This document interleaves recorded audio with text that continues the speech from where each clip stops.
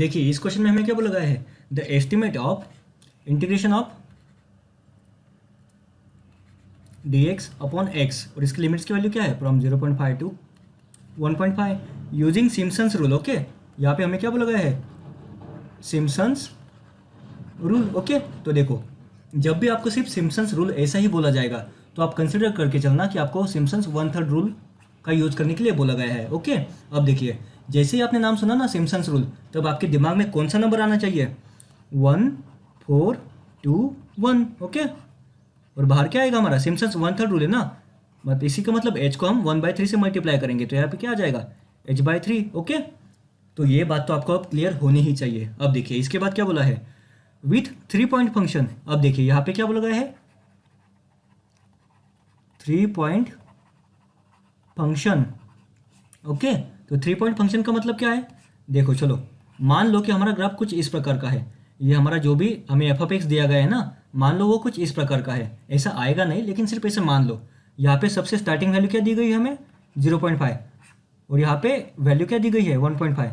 अगर देखो इसे मैं पॉइंट नंबर 1 मानता हूँ, ये पॉइंट नंबर 2 मानता हूँ, तो ये हमारा 3 पॉइंट फंक्शन है ना, तो थर्ड पॉइंट इन दोनों के बीच में ही आएगा ना, तो इन दोनों में के सेंटर का पॉइंट हम कैसे निकालेंगे, 1.5 प्लस 0.5 अपॉन 2 मतलब भी 1, वो यहाँ पे आ जाएगा 1.0। आ गई बात समझ में। ओके, तो देखो इसी का मतलब क्या हुआ, अगर x की वैल्यू पहले 0.5 थी, उसके बाद वो 1.0 हो रही है, इसी का मतलब क्या हुआ, h की वैल्यू हमारी क्या है, 0.5। ओके, आ गई बात समझ में। अब देखिए अब हमें क्या करना है, अब हमें एक सेकेंड मैं थोड़ा इसे रब कर देता हूँ।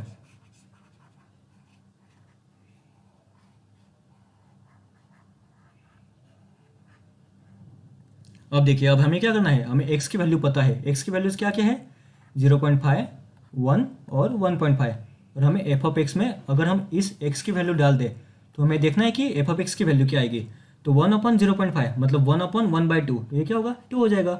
इसके बाद 1/1 1 ही होगा, और 1/3/2 मतलब ये क्या होगा, 2/3। ओके, अब देखिए अब हमें क्या करना है, ये हमारा हो गया y0, ये हमारा हो गया y1, और ये हमारा हो गया y2। अब देखिए इसमें y0 है, y2 है, y1 भी है, लेकिन इसके लिए देखो ये हमारा क्या होता है 1 टाइम्स y0 प्लस ये 1 टाइम्स क्या होता है हमारा लास्ट की टर्म, मतलब ये यहाँ पे y2, और ये 4 टाइम्स क्या होगा y1 और term, plus 2 times even terms होती है ना, लेकिन इवन टर्म तो हमारे कोई है ही नहीं, इसलिए ये 0 हो जाएगा। अब देखिए जब हम इसमें h की वैल्यू प्लग इन कर देंगे, हमारे h की वैल्यू क्या थी 0.5, मतलब क्या 1/2, तो 1/2 इंटू 1/3 ये क्या होगा 1/6। अब देखिए 1 times y0 1 times 2 2 plus 4 times y1 4 times 1 y1 मतलब क्या 4 टाइम्स 1 4 प्लस 1 टाइम्स 2/3 मतलब क्या 2/3 का ही मतलब क्या होता है 0.667। ओके, अब देखो ये क्या हो गया 2 प्लस 4 6 6.66 अपॉन 6, इसी का मतलब क्या हुआ, इसका सोल्यूशन क्या हो गया हमारा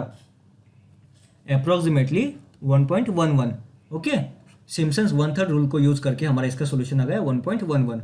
लेकिन हमें क्वेश्चन में क्या पूछा गया है, the estimate of this given integral obtained using Simpson's rule with 3 point function evaluation exceeds the exact value by, हमें यहाँ पे क्या बोला गया है, exceeds the exact value by. Okay, हमें देखो ये हमारी जो भी वैल्यू आई है ना, ये हमारी अप्रोक्सीमेट वैल्यू है, क्योंकि हमें पता है कि हमारे जो भी न्यूमेरिकल इंटीग्रेशन से हम जो भी इंटीग्रेशन की वैल्यू निकालते हैं वो हमारी कभी भी एक्यूरेट नहीं होती, वो हमेशा एक्यूरेट नहीं होती, वो बस अप्रोक्सीमेट होती है। अब हम क्या करेंगे, इस फंक्शन का एग्जैक्ट वैल्यू निकालने के लिए हम क्या कर सकते हैं, इसका हम अगर इंटीग्रेशन लेंगे तो 1/x का इंटीग्रेशन क्या होगा ln x। Okay, ln x और लोअर लिमिट 0.5 अपर लिमिट 1.5, तो ln of 1.5 minus ln of 0.5, इसी का मतलब क्या हुआ, इसी का मतलब क्या हुआ, अगर आप एक सेकेंड मैं इसे कैलसी में चेक कर लेता हूँ, ln of 1.5 minus ln of 0.5, तो इसका हमारा आंसर आ जाएगा 1.0986। ओके, तो देखिए ये है हमारा एग्जैक्ट सॉल्यूशन और ये है हमारा अप्रोक्सीमेट सॉल्यूशन, और हमें क्या पूछा गया है कि इन दोनों में कितना डिफरेंस है, तो 1.11 माइनस 1.0986 अगर हम ये करें तो हमारा सॉल्यूशन क्या होगा 1.11 माइनस 1.0986, तो इससे हमारा सॉल्यूशन आ जाएगा अप्रॉक्सीमेटली 0.012। ओके, इसका अप्रॉक्सीमेट सॉल्यूशन होगा 0.012, मतलब ऑप्शन डी। ओके, आ गई बात समझ में? तो देखिए, हमें गेट में कुछ इस प्रकार के क्वेश्चन पूछे गए थे और यही क्वेश्चंस आपको एमपीएससी एमईएस के एग्जाम में भी पूछे जा सकते हैं। ओके, ठीक है, अब हम देखते हैं हमारे नेक्स्ट क्वेश्चन को।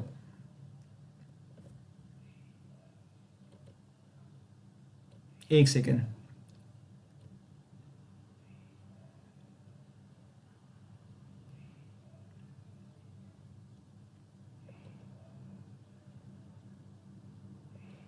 मैं इसे आपके लिए जूम इन कर देता हूं।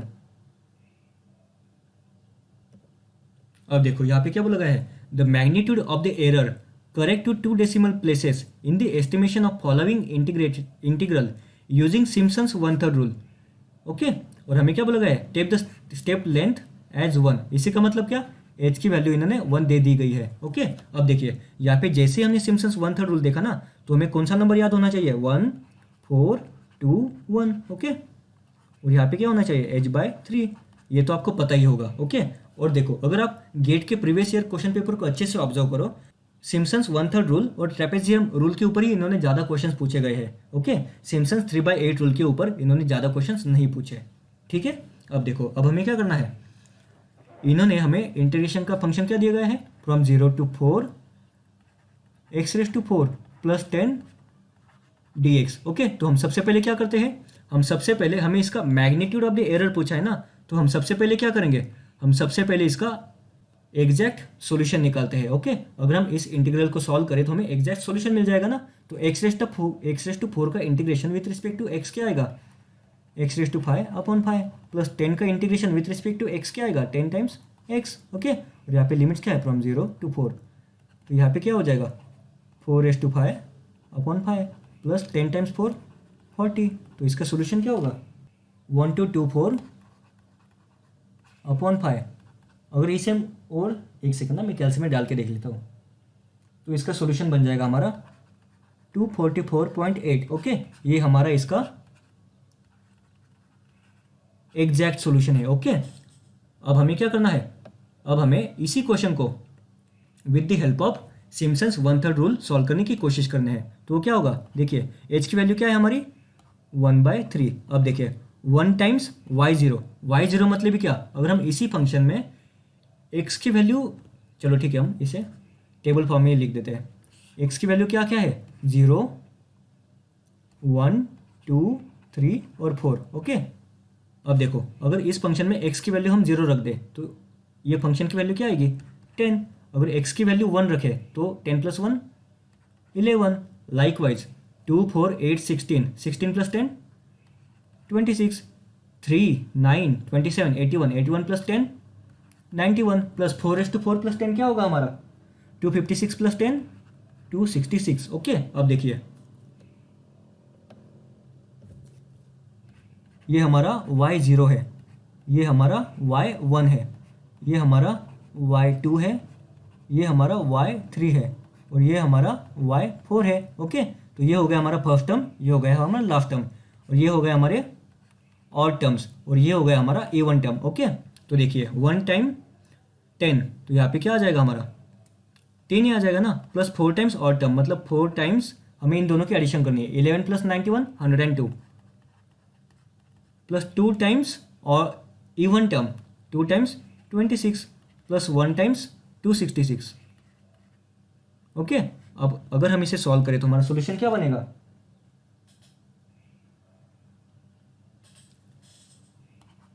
736/3, तो इसका हमारा सॉल्यूशन क्या बन जाएगा, 245.33। तो देखिए हमारा ये बन गया हमारा अप्रॉक्सीमेट वैल्यू। ओके, ये हमारा अप्रॉक्सीमेट सॉल्यूशन बन गया क्योंकि इसे हमने with the help of Simpson's 1/3 rule solve किया है, और ये हमारा एग्जैक्ट है क्योंकि हमने इसे डायरेक्टली इंटीग्रेशन के सॉल्व करने से निकाला है।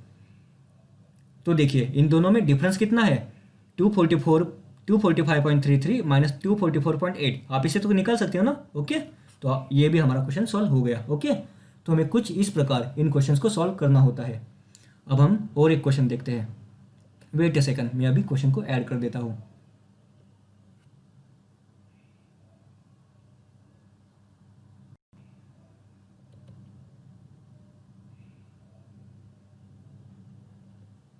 अब देखिए, वेट ए सेकंड। देखो इस क्वेश्चन में हमें क्या बोला गया है, मैच द करेक्ट पेयर्स। हमें यहाँ पे कुछ पेयर्स दिए गए हैं और हमें इसे पेयर करना है। देखिए आपको मैं सिंपल एक रूल बता देता हूँ। यहाँ पे हमें क्या बोला गया है, न्यूमेरिकल इंटीग्रेशन स्कीम, और यहाँ पे क्या बोला गया है, ऑर्डर ऑफ पॉलिनोमियल। देखिए जो हमारा ट्रेपेजॉइडल रूल है ना, वो हमेशा फर्स्ट ऑर्डर के लिए हम प्रेफर करते हैं। जो हमारा सिम्पसन्स 1/3 रूल है उसे हम सेकेंड ऑर्डर पॉलिनोमियल के लिए यूज़ करते हैं। और जो हमारा सिम्पसन्स 3/8 रूल है ना, उसे हम थर्ड ऑर्डर पॉलिनोमियल के लिए यूज़ करते हैं। तो देखिए ट्रेपेजॉइडल रूल हम फर्स्ट के लिए यूज़ करते हैं, सिम्पसन्स 3/8 रूल हम थर्ड के लिए यूज़ करते हैं, और सिम्पसन्स 1/3 रूल हम सेकेंड ऑर्डर पॉलिनोमियल के लिए यूज़ करते हैं। इसी का मतलब क्या हुआ, P का 3 Q का 1, P का 3 Q का 1 R का 2। इसका सोल्यूशन हो गया ऑप्शन डी। ओके, आप इस चीज़ को अच्छे से नोट डाउन कर लेना। ओके, क्योंकि इस टाइप का क्वेश्चन भी आपको डायरेक्टली पूछा जा सकता है। ट्रेपेजॉइडल मेथड हमारा फर्स्ट ऑर्डर पॉलिनोमियल के लिए यूज होता है। सिम्पसन्स 1/3 मेथड हमारा सेकेंड ऑर्डर पॉलिनोमियल के लिए यूज होता है, और सिम्पसन्स 3/8 रूल हमारा थर्ड ऑर्डर पॉलिनोमियल के लिए यूज होता है। ओके, आ गई बात समझ में? तो ठीक है, हम इस वीडियो को यहीं पे एंड करते हैं।